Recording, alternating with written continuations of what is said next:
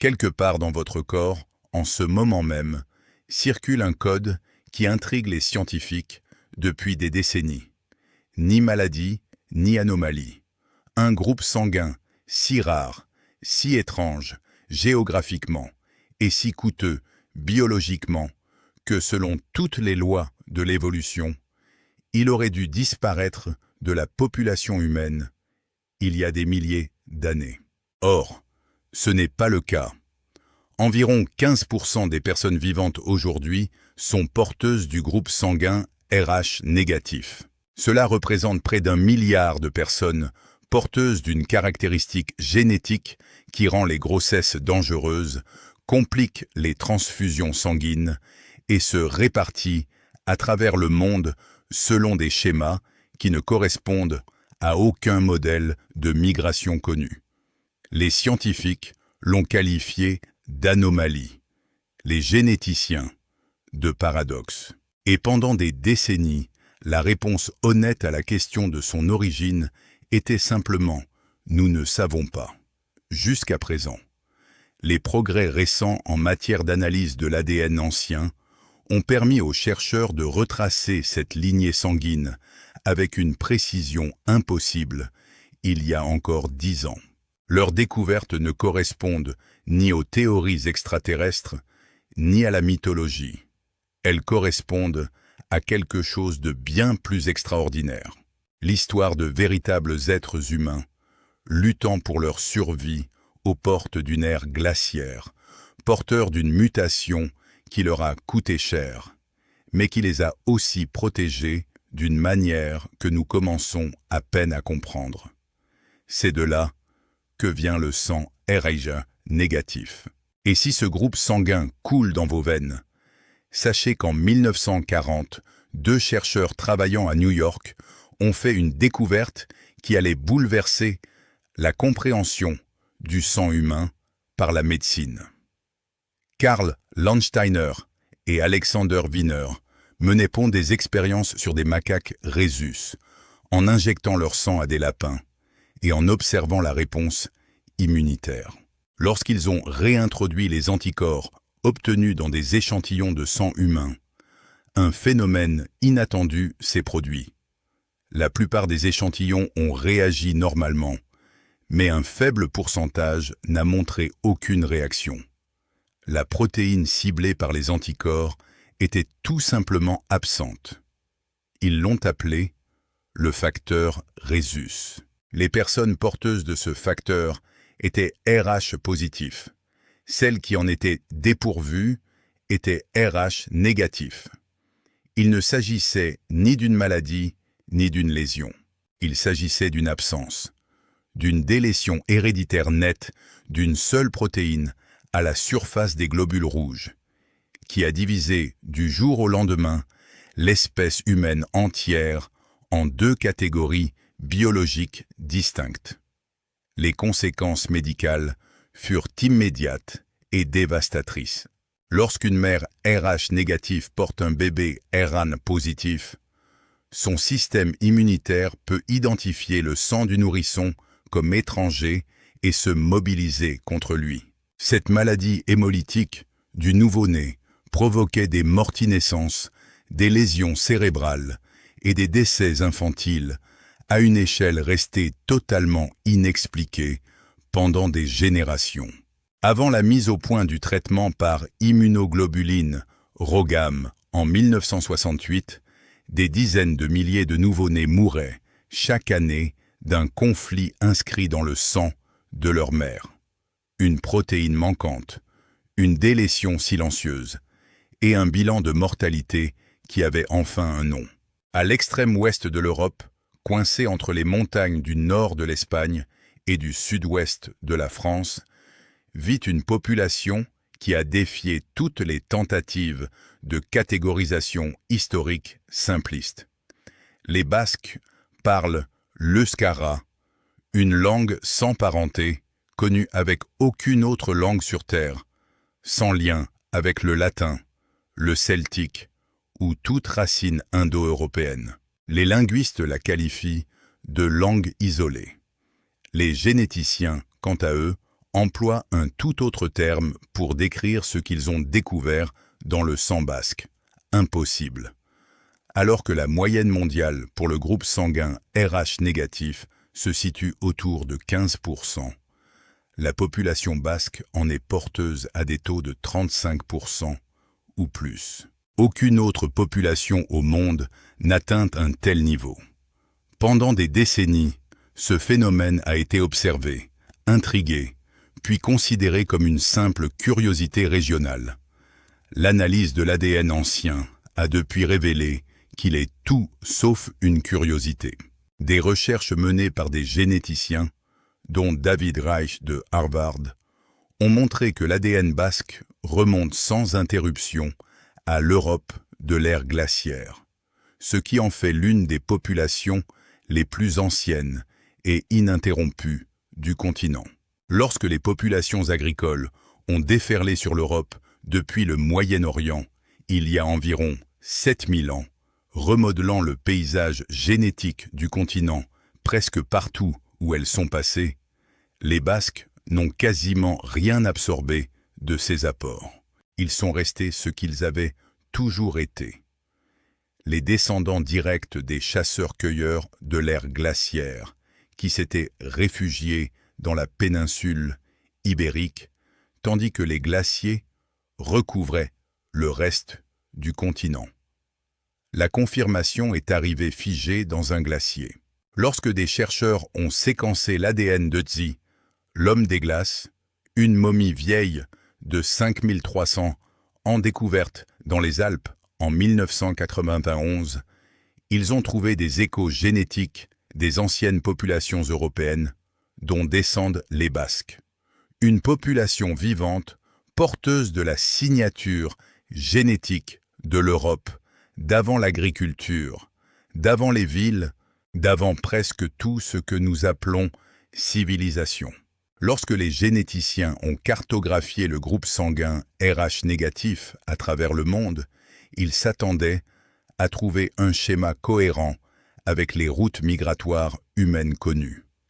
Ce qu'ils ont découvert, au lieu de cela, est quelque chose qui a discrètement perturbé la génétique des populations pendant des années.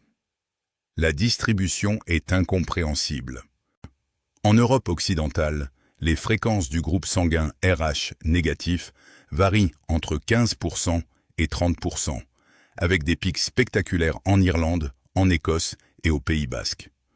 En Afrique du Nord, les populations berbères présentent des taux compris entre 10% et 20%. Certaines communautés juives et arabes d'Asie occidentale atteignent 25%. Puis, la situation change radicalement. Au-delà de l'Oural, en direction de l'Est, les chiffres s'effondrent. En Chine et au Japon, le groupe sanguin RH négatif chute sous la barre des 1%. En Afrique subsaharienne, il disparaît quasiment, tombant sous les 0,3%. Viennent ensuite des anomalies qu'aucune explication simple ne peut rendre. Chez les pièces noires et les sangs de blood d'Amérique du Nord, la fréquence du RH négatif remonte à près de 10%. Il s'agit de populations dont les ancêtres, selon le modèle migratoire classique, ont traversé les mers depuis l'Asie du Nord-Est, précisément la région où le RH négatif est quasi inexistant. La génétique du voyage contredit celle de la destination. Certains chercheurs avancent désormais une autre explication. Les zones de forte concentration suivent les côtes. Des Berbères d'Afrique du Nord aux Basques d'Espagne, en passant par les Hébrides et des poches isolées en Amérique, le schéma suit le cours de l'océan. Après la dernière période glaciaire, le niveau de la mer s'est élevé de plus de 120 mètres, engloutissant de vastes territoires côtiers où des cultures humaines ont prospéré pendant des millénaires. Doggerland, Sundaland, Béringie. La répartition des porteurs du gène RH négatif pourrait bien refléter l'étendue de cette expansion. Le problème central posé par ce gène est resté le même. Il ne devrait pas exister. La sélection naturelle est implacable et efficace. Les caractéristiques qui entraînent la mort des nourrissons avant leur reproduction sont éliminées. L'hémolyse néonatale ou maladie hémolytique du nouveau-né, tuée systématiquement de génération en génération. Tous les modèles évolutifs prédisent le même résultat. Une mutation aussi coûteuse est rapidement éliminée. Au Pays basque, où le taux de porteurs du gène RH négatif atteint 35%, la pression de sélection aurait dû être écrasante. Et pourtant, ce gène est là, présent et prospère, ce qui signifie qu'un mécanisme agissait en sens inverse, un avantage suffisamment puissant pour compenser les décès, pour faire pencher la balance juste assez pour que les porteurs survivent en plus grand nombre qu'ils n'auraient dû. Les chercheurs ont commencé à s'intéresser à cet avantage dans le domaine où les populations humaines anciennes ont été confrontées à leur plus grande menace persistante, la maladie. Un parasite appelé Toxoplasma gondii infecte aujourd'hui environ un tiers de la population mondiale. Transmis par la consommation de viande insuffisamment cuite et par contact avec des chats, il traverse la barrière hémato-encéphalique et altère subtilement les fonctions neurologiques, ralentissant les temps de réaction et modifiant le comportement. Pour un chasseur du Paléolithique, cette perturbation neurologique pouvait faire la différence entre la survie et la mort. Des recherches ont suggéré que les individus RH négatifs réagissent différemment à l'infection par la toxoplasmose, leur système nerveux semblant être sensiblement moins affecté. Puis vint la peste noire. Entre 1346 et 1353, la peste bubonique a tué entre 75 et 200 millions de personnes à travers l'Eurasie. Les taux de survie étaient manifestement plus élevés dans les régions où la fréquence du groupe sanguin RH négatif était élevée.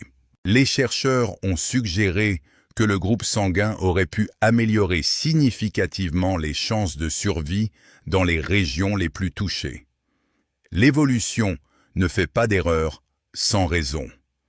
Cette mutation s'est maintenue car elle a permis la survie de l'espèce.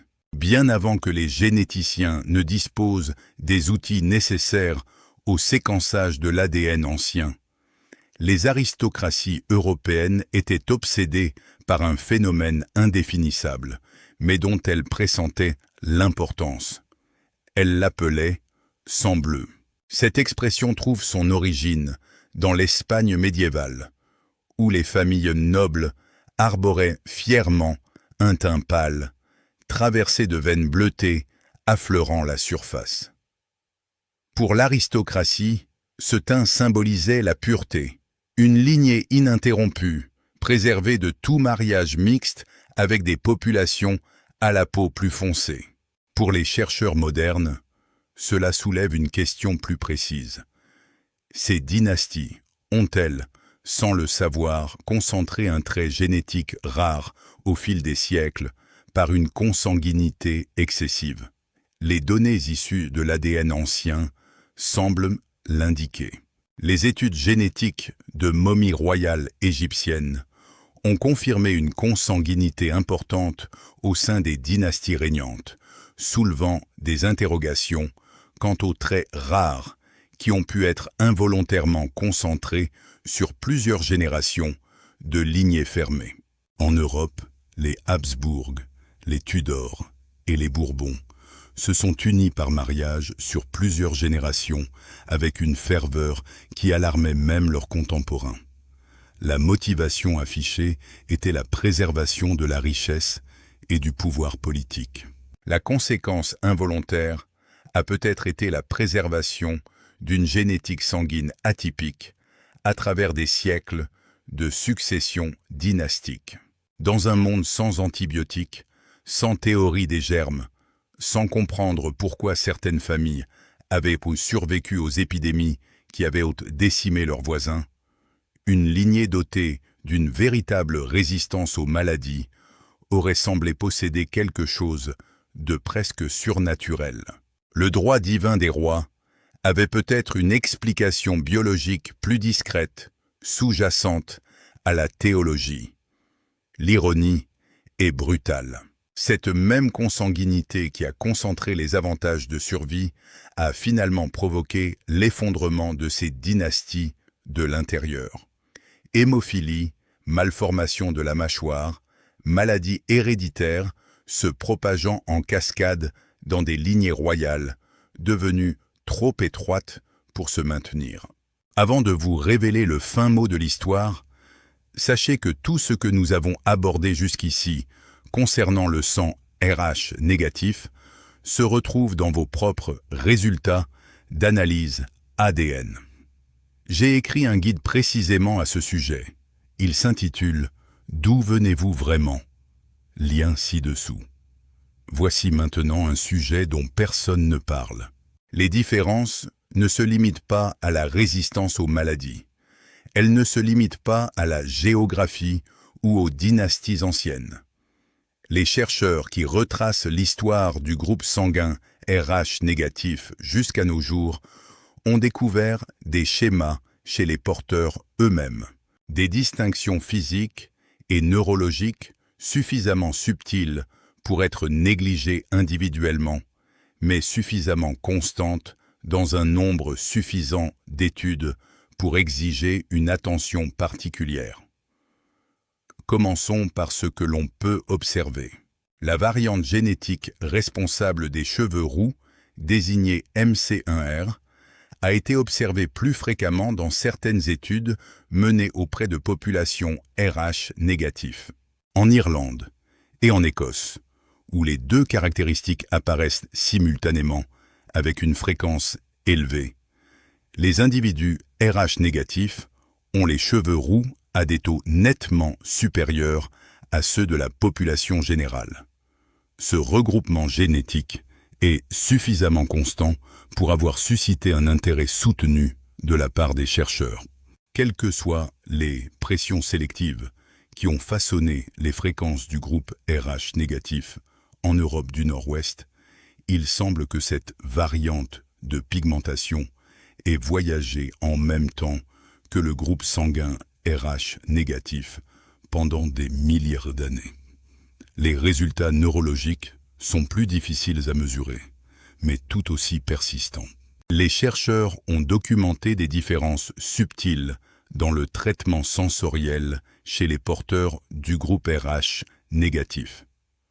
Une sensibilité accrue aux changements environnementaux, aux variations de pression atmosphérique, aux fluctuations de luminosité et aux tensions sociales subtiles apparaît plus fréquemment au sein de cette population.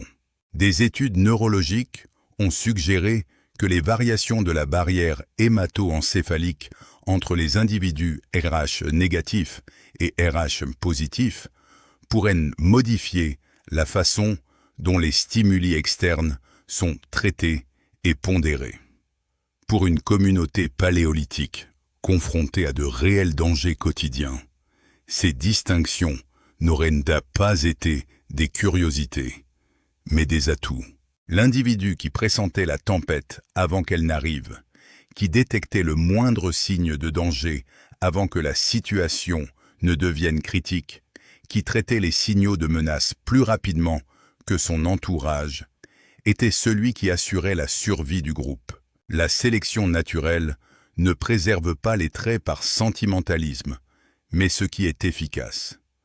Chaque mystère que la science laisse temporairement irrésolu attire les théories qui s'empressent de combler le silence. Le groupe sanguin RH négatif en a attiré plus que la plupart. L'hypothèse de l'ascendance extraterrestre affirme que des êtres extraterrestres ont créé une partie de l'humanité il y a des milliers d'années, et que les porteurs du groupe sanguin RH négatif sont leurs descendants. C'est pourquoi, selon cette théorie, les mères RH négatifs rejettent les enfants RH positifs, comme s'il s'agissait d'un corps étranger. La version de l'Atlantide situe les foyers de RH négatifs dispersés sur Terre, comme les derniers vestiges génétiques d'une civilisation engloutie. Au Japon, où le groupe sanguin revêt une véritable importance culturelle, les personnes RH négatifs sont souvent perçues comme des êtres mystérieux, fondamentalement différents de leur entourage. Ces histoires sont séduisantes, mais aussi superflues. L'analyse de l'ADN ancien a permis de dater avec une grande précision la disparition du gène RH négatif. La mutation s'est produite il y a entre 25 000 et 35 000 ans, en plein cœur de la dernière période glaciaire, alors que de petites populations humaines isolées luttaient contre la famine, les maladies et l'extinction dans des refuges glacés en Europe, en Afrique du Nord et dans le Caucase. Ce gène n'a pas été créé artificiellement. Il n'a pas été hérité d'étrangers. Il s'agissait d'une délétion, d'un seul gène, le RHD, désactivé au sein d'une population déjà soumise à une pression extraordinaire. Les civilisations englouties du mythe de l'Atlantide relèvent du fantasme, mais les terres ancestrales submergées sont bien réelles. Doggerland sous la mer du Nord, Sundaland en Asie du Sud-Est. De vastes territoires, fertiles, où des cultures humaines ont prospéré pendant des millénaires, avant d'être complètement engloutis par la montée des eaux après la fonte des glaces. Les survivants porteurs du groupe sanguin RH négatif ont migré vers les hauteurs, les côtes, des refuges isolés, et c'est précisément là que se situent aujourd'hui les points chauds génétiques. Nul besoin d'extraterrestres. Juste la survie dans sa forme la plus brutale et la plus humaine. Ce qui coule dans les veines des personnes RH négatifs aujourd'hui n'est pas une curiosité du passé lointain. C'est une présence active et urgente dans le monde moderne. Seulement 7% de la population mondiale est porteuse du groupe sanguin O négatif, le donneur universel sur lequel les services d'urgence s'appuient lorsqu'il n'y a pas le temps de faire des tests. Chaque service de traumatologie, chaque unité médicale sur le champ de bataille, chaque équipe d'intervention en cas de catastrophe fonctionne grâce à des réserves de sang O négatif dont la Croix-Rouge avertit régulièrement qu'elles sont à 2 doigts de la crise. La rareté qui rendait cette lignée sanguine remarquable à la préhistoire la rend irremplaçable et perpétuellement rare aujourd'hui. Son coût, lui aussi, demeure. L'Organisation mondiale de la santé estime qu'environ 100 000 nouveau-nés meurent encore chaque année d'une incompatibilité RH non traitée dans les régions où le traitement RhoGAM reste inaccessible. Une solution médicale existe depuis 1968. Malgré cela, les décès persistent et la mutation continue de révéler de nouvelles facettes. Une étude publiée dans Nature Medicine pendant la pandémie de Covid-19 suggère que les personnes RH négatifs pourraient en présenter un risque légèrement inférieur de développer une forme grave de la maladie, un écho de la même résistance aux maladies qui aurait permis à leurs ancêtres de survivre à la peste noire 7 siècles plus tôt. Le sang RH négatif n'est pas une relique.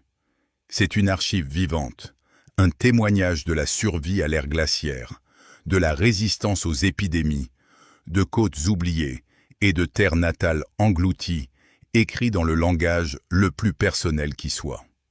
Votre groupe sanguin n'est pas une statistique. C'est une histoire. Et cette histoire continue de s'écrire. Si vous avez ce trait de famille, indiquez votre groupe sanguin dans les commentaires. Abonnez-vous et restez connectés à Stone and Bone. L'histoire inscrite dans votre ADN commence à peine à se dévoiler.